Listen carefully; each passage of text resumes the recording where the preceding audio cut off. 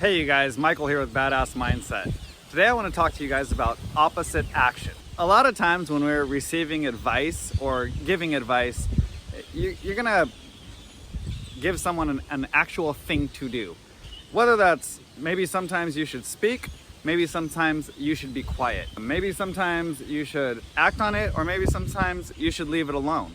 And as you look further at kind of examples like that, you'll see that there's a number of things you could do to get to the outcome you'd like. The thing about opposite actions is you do have to be able to change. You have to be able to adapt to what you're doing, and you also have to recognize the situation that you're in and the people you're dealing with and their psychology. You see, you can't always be talking down on someone in a conversation. Conversation goes two ways, so you're gonna have to listen as well. Now, that might sound kind of obvious, but if you think about interactions throughout your day, you'll see that it's not really applied or applied as well as it could be. If you start to recognize opposite actions and what you should be more in accord with, then things will start to work out a little bit better for you, or at least you'll have a little bit more inner peace, and that works out better for you. Further, you can't always be one thing or one way.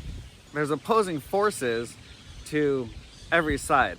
You know, it's kind of like the yin and yang, you know, there's good and there's evil. I mean, man, it'd be great advice to say, you know, don't ever get mad, don't ever complain. And while those are things to kind of strive for, well, sometimes you do have to get mad, and sometimes you do have to complain.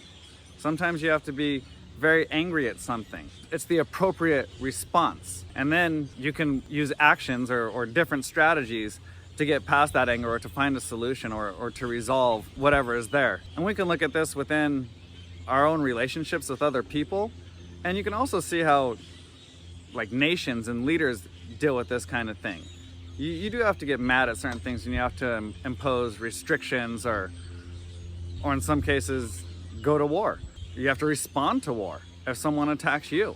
And that might be caused by not tending to intelligence beforehand, not tending to what's really happening and nurturing that. So I mean, there's levels to it, and in each of those levels you have to do certain things. Sometimes it's one, sometimes it's the other as far as tactics go. What we can do is start learning to recognize the opposites and learn the skills required to act and react accordingly. That's it for this time. Thank you so much for watching. I'd love to be a part of your journey, so please like and subscribe. And until next time, stay badass.